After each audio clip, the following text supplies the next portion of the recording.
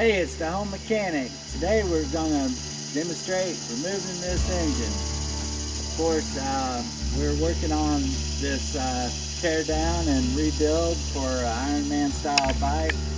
Sometimes you may not have to go through all this process. And once again, for instance, if you ever had to replace your frame because you had a bent frame, this video series might be for you. Today what we're going to do is we're going to start off by taking the front pipes, loosen these pipes up, get them off, remove some of the stuff in the front. On the back side where the chain is, open that up. Might have to loosen up this tire, but our thought process is we're going to get this engine out of here, and once it's gone, the bike will probably be really light. We'll pop it up on a stand, we'll make something and get these front tires off, and we'll hopefully that will be today's project. It's a beautiful Saturday here in the home of the red, white, and blue, and thanks for joining us.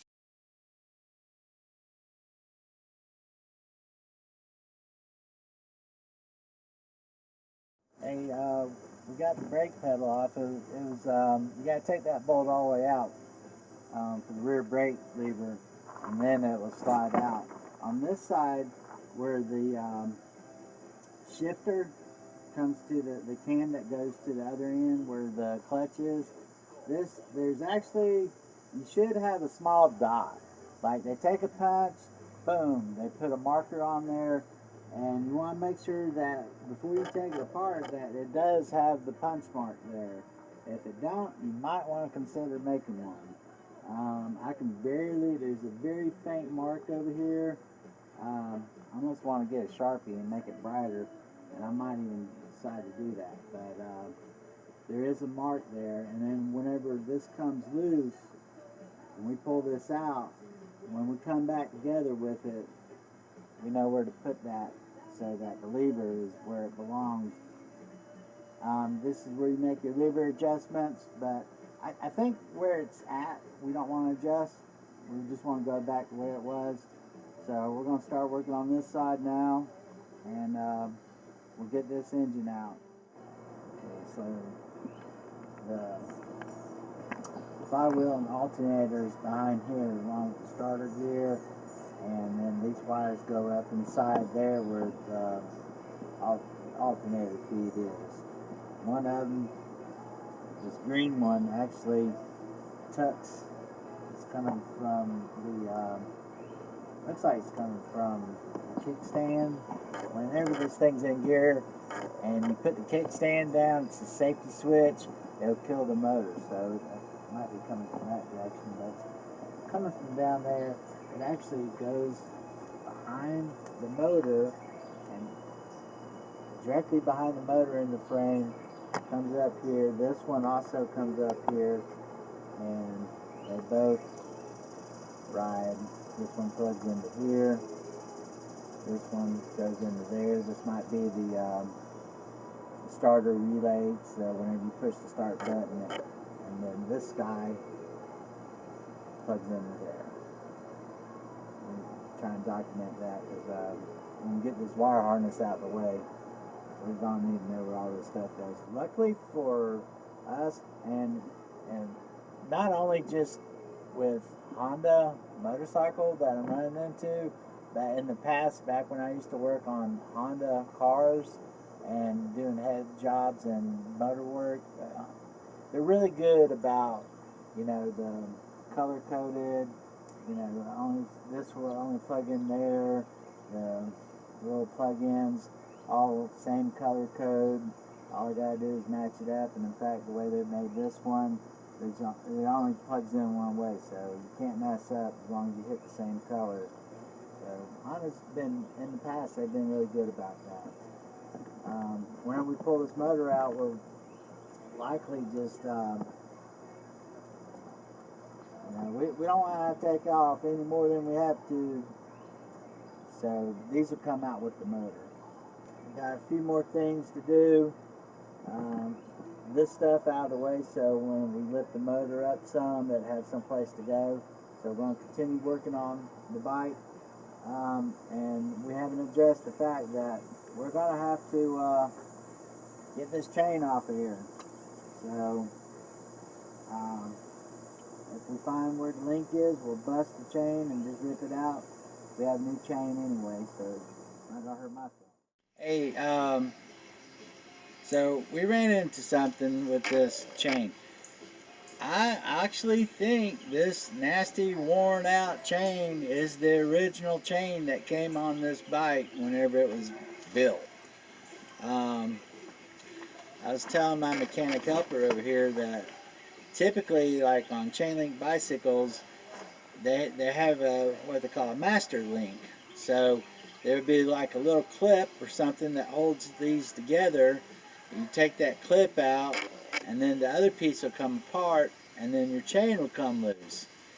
We had no intentions on reusing this chain, and the if you look on this side, you know, there is no master link. So what we did, and it was about the quickest thing for us to do, was we took bolt cutters and we cut the chain. Started on one side, popped it loose, and then we went to the other side and cut it again. It was pretty simple. Maybe it took maybe 10 seconds, and we was through this chain and it was off the bike. But if you're going to replace your chain and you don't find that master link, there's a couple ways you can do about it. You can break out of jail and break out your hacksaw and try to cut. You'd be there for a while.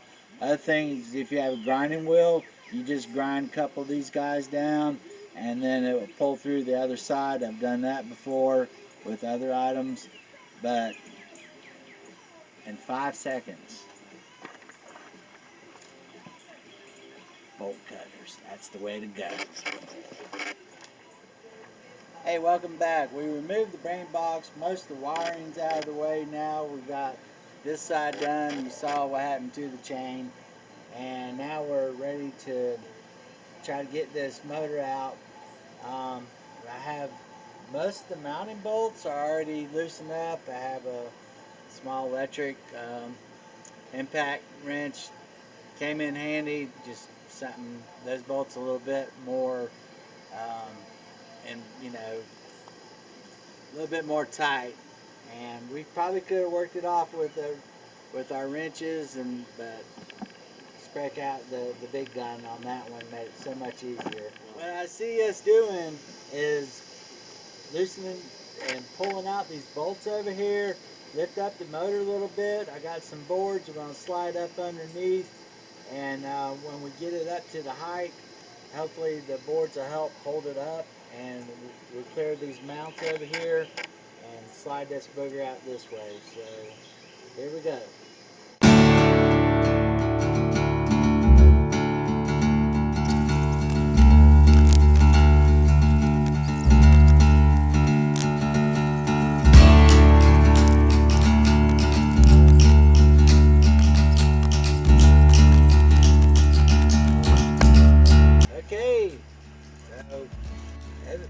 To me, it seemed surprisingly somewhat lighter than I thought it was going to be.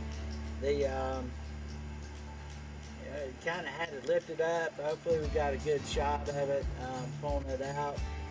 The big bar that I had, the breaker bar, kind of helpful to have something like that. The fella could probably use a crowbar, just something to pry. You know, you don't want to pry too hard, just enough to move the motor. You should never get in a scenario where you feel like you got to, like, you know, really ratchet down on it. You just slightly move it and you move the motor, you're fine. You don't want to crack the bottom of the thing, you know, jabbing into it. The hardest part, I think, of pulling the motor was really just breaking those big bolts. And that's it, man. It wasn't too bad. Able to lift it up. I think we could go back. As you see, for our project, looks like we got a lot of cleaning and polishing to do on this thing. It looks like bird's nest been put in here. The backside of it's like a lot of corrosion, dirt daubers in the bottom of the crank ventilation.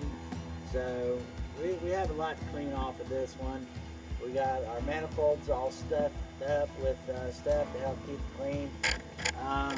We're running low on shop bags, and we actually just took a discount auto plastic bag, cut one in half, wound it up, and stuck it on the exhaust side.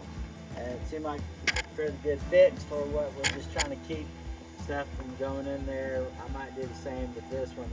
I don't have to worry about water getting on this shop towel. So anyway, that's what it's going to take.